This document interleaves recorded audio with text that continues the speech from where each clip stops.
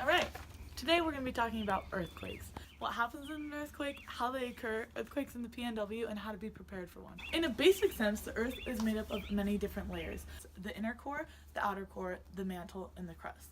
So on the crust there are a bunch of different plates, which are the part of the earth that is moving around, and they're called tectonic plates.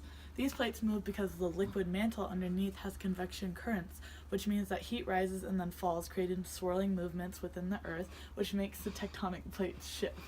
An earthquake is a sudden violent shaking of the earth. I think we all know this, but it creates destruction. The sudden jolting of the earth tends to occur more often at specific places around the earth. These places are called fault lines.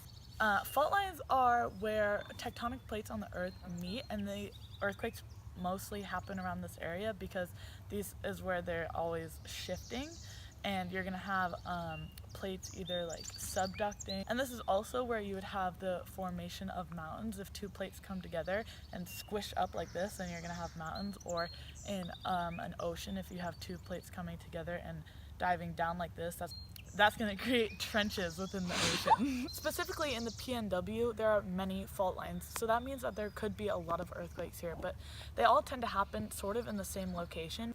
We actually have a fault line here on Bainbridge Island. It's the Seattle fault line that runs right through the south end.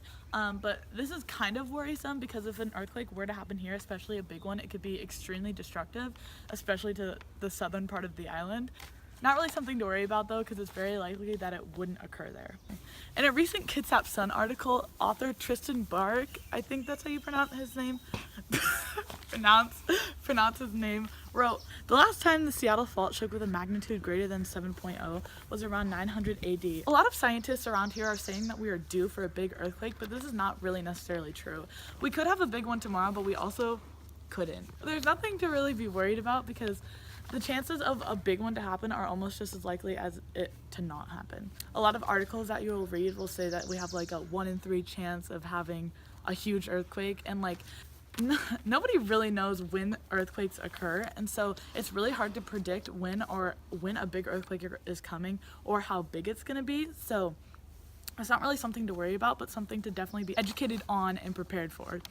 A lot of people get confused with the fault line that the big one is supposed to happen on. So you got the Cascadian fault line that runs kind of on the coast of Washington. That's actually where it's pretty likely for that earthquake to happen, and if it did happen there, we wouldn't necessarily have a lot of damage. We would just feel the effects of it. We would definitely feel rumbling and shaking, but it wouldn't be as destructive as if it were to happen on the Seattle fault line. Now let's talk about recent earthquakes. The PNW has actually had a lot of earthquakes and always does, but the magnitudes usually are 2.0 or below, so they're not something that you can normally feel, but they happen all the time, which I think a lot of people don't realize. In the recent weeks though, people have been hearing a lot about earthquakes that are around 2.6 or 3 magnitude, which is starting to freak some people out because they think that's the trigger for the bigger one, but it's nothing to really be worried about.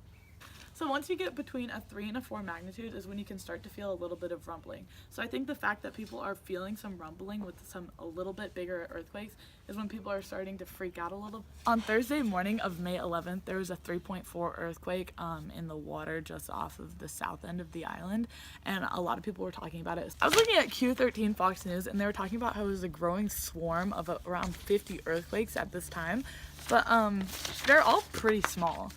They were centered over Bainbridge Island and Washington, and a map of the Pacific Northwest seismic network shows the quakes right along the Seattle-Bremerton ferry route. This was the 3.4 earthquake was shortly followed by 3.6 at 1:14 a.m. on that Thursday. And the network also recorded magnitude 2.1 and 2.6 quakes around 2:30 a.m. But does this really mean anything? Let's walk. A lot of these articles have been written for various reasons and they sound really threatening, but strings of earthquakes like this have been happening forever, and it doesn't really indicate that a big one is coming. But it's always great to be prepared for an earthquake like this, and it's very possible for this to happen in our region, so it's important to know what to do in the event of a natural disaster. Now I'll talk about what you should do if you are in an earthquake and what are the best places to be and how you should react. Probably the best place to be in the event of an earthquake is in an outdoor open space. If you're in like an open field, or you know, if you're in some place like Paulsville, it'd actually be really good because there's less buildings there, there's more open space, so it's totally fine if you're outside in a big earthquake like that, because you're most likely not going to be hit by big falling trees or anything, and you're just going to experience like waves of the ground. If you happen to be inside a building when an earthquake strikes, because it's really not likely that you'd be able to predict when it comes, it's really important that you are either in a doorway or underneath a table or something that's going to protect your head from falling objects. It's actually pretty good to be on the ferry in the event of an earthquake because you probably won't feel it out there, or even on a boat in general. But the only problem with being on the ferry in an event like this is that the terminals or the docks might be damaged and you might not be able to dock properly, which might be a problem. If you're in a car when an earthquake strikes, it's probably best just to pull over and stay in your car, because your car is going to provide a little bit of protection rather than you just standing on the street. But don't try to pull over next to big trees that could possibly fall down. To be prepared for an earthquake, it's really important that you have food and water in your house that could last you at least a few days, but preferably a few weeks, because you don't know how long you're going to be stuck somewhere like your house. So just like jugs of water in case of an emergency, canned foods, non-perishable food. It's really important that you just have something set aside in case you need to eat and drink. Where would you personally want to be if a big earthquake were to happen? Well, I'd want to be in a house of somebody that was very prepared. The best place to be in a big earthquake is probably on the ferry. It's like the water in Puget Sound acts as this big sort of isolator. The ground can be shaking and the water is just gonna bounce a little bit, but that's it. You're not gonna get, you know, buildings and stuff shaking. That's just gonna float right on top of it. I don't think you would feel it at all. I think you would just feel like it was a wavy day, like a windy day. Yeah. Well, when I was 5 years old, I was in a big one in Seattle, and about maybe 6 years old. It was in the late 60s, and I remember standing, I was just about to walk to school, and I remember standing in the front door, in the doorway, and I think I was waiting for my brother to get ready or something, and it went like bam, bam, bam, bam, like that, like somebody was picking up the house and then just dropping it, bam, bam, over and over, and I thought somebody was doing jump rope inside the house, you know, like jumping up and down. I'm like,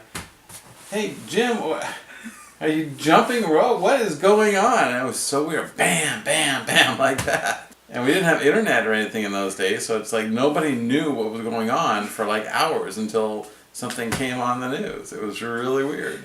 And all the street lights were going like this. It was bizarre. I mean, you did not know what was going on. So you don't want to be in the middle of the room, because if you're in the middle of the room and there's a big flat ceiling, that's where it's going to fall down. That's where the plaster or whatever is going to fall off the ceiling. But if you're close to the wall, all that stuff, or in a doorway, all that stuff could fall off the ceiling, and lights and whatever, and you know, and you'll be okay. I was in the 1989 earthquake in San Francisco. I was at work. I was in a concrete building, and I was at my desk. And my desk was away from the windows, which was good, I guess, because you're not supposed to be by windows. But I remember I heard one. It was more like this.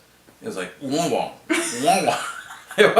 It wasn't the bam bam bam. It was like wah wah. And the first one, the first time we did it, you're like, what? What's that? But since we were in San Francisco, that they have a lot of little quakes all the time, so you're like, yeah, whatever.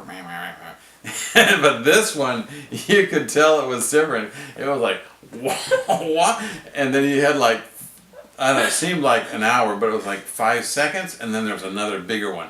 Wah wah, like a big wave, And I remember seeing these concrete beams and columns and going like this, wah wah. And I was, you know, I'm an architect, so I'm like, that should not be doing that. That's really bad. And so fast, I sort of stood up out of my chair, and I'm like, oh, I guess I'm going to get under the desk or something. But by the time I sort of figured out what was going on, it was over. There were, I think, a few people hurt and maybe even killed. I think there were people killed because in Oakland, in that earthquake, the freeway, that's like our viaduct in Seattle, it pancaked. It just went bam like that, and there were cars on it. There's also a piece of the Bay Bridge that went like this. It was, the bridge is in sections like this, and one of the sections went like that. And then somebody else is coming along and they drove off of it. Yeah, it was weird. And I still remember to this day looking back at San Francisco, and there are no lights on it. The pictures you see of San Francisco, it's all sparkly with the bridges and stuff. No light, completely dark. The only thing you could see was a huge fire that was burning in the Marina District because there were a couple of apartment buildings that had done the same thing, pancaked. Their lower stories had just collapsed because it was a weak story, and then their gas lines broke and they caught totally on fire. So huge fires.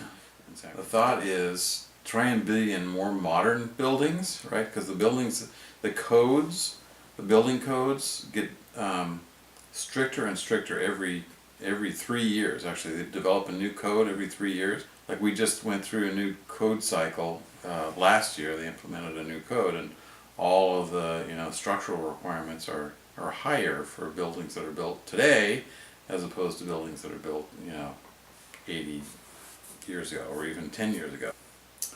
If you're in like a big high-rise, I think this is the general thought, is that it's actually best just to stay where you are. Yeah, so shelter in place means that if there's a huge disaster or something, you just stay where you are and you have enough supplies to last, a couple of days or a couple of weeks or whatever it takes for things to get back online again. There's going to be no cell service, no internet.